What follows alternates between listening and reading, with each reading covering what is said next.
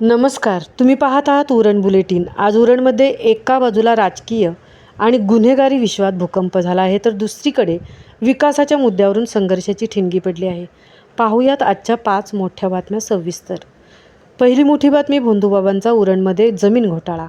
अटक झालेला भोंदूगिरीचा आरोपी अशोक खरात यांनी उरणमध्ये 3 कोटींची जमीन अवघ्या 58 लाखात लाटल्याचे समोर आले आहे. धक्कादायक म्हणजे आरोपी अटकेत असतानाही त्याच्या फरार पत्नीच्या नावावर 20 गुंठ्यांचा व्यवहार झाला आहे. महसूल विभागाच्या भूमिकेवर आता मोठे प्रश्नचिन्ह उभे राहिले आहेत. दुसरी मोठी बातमी तिसरी मुंबई विरोधात शेतकऱ्यांचा एल्गार. MMRDAच्या तिसरी मुंबई प्रकल्पासाठी 124 गावांच्या भूसंपादनाची प्रक्रिया 27 एप्रिलपासून सुरू होणार आहे. मात्र चिरनेरमध्ये झालेल्या महाबैठकीत शेतकऱ्यांनी जमीन देणार नाही असा ठाम पवित्रा घेत सरकारच्या या निर्णयाविरुद्ध आरपारच्या लढाईची घोषणा केली आहे. तिसरी मोठी बातमी आहे उरण गॅस प्रकल्प केंद्राच्या वाटेवर रखडला.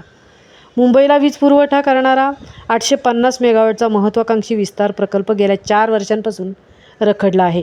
केंद्राकडून गॅस पुरवठ्याला मंजुरी मिळत नसल्याने स्वस्त वीज निर्मितीला खीळ बसली आहे. सध्या हा प्रकल्प निम्म्या क्षमतेने सुरू असल्याने वीज टंचाईचे संकट गडद होत आहे. चौथी मोठी बातमी पर्यावरणाचा ऱ्हास. उरणमध्ये पाहुण्या पक्ष्यांची घट. पांजे आणि फुंडे परिसरातील पाणथळीवर होणाऱ्या बेकायदेशीर माती भरावाचा मोठा फटका निसर्गाला बसला आहे. यावर्षी स्थलांतरित पक्ष्यांच्या संख्येत तब्बल 1 लाखांनी घट झाली असून उरणची जैवविविधता धोक्यात आल्याने पर्यावरण प्रेमींनी संताप व्यक्त केला आहे. पाचवी मोठी बातमी उरणकरांसाठी दिलासा. पहिली गॅस शवदाहिनी संच.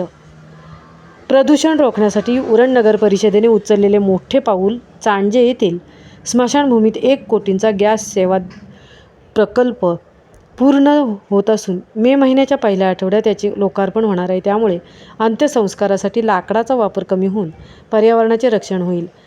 या होत्या आजच्या 5 महत्त्वाच्या घडामोडी. ताज्या अपडेट्ससाठी पाहत राहा आमचे न्यूज बुलेटिन महाराष्ट्र सुपरफास्ट.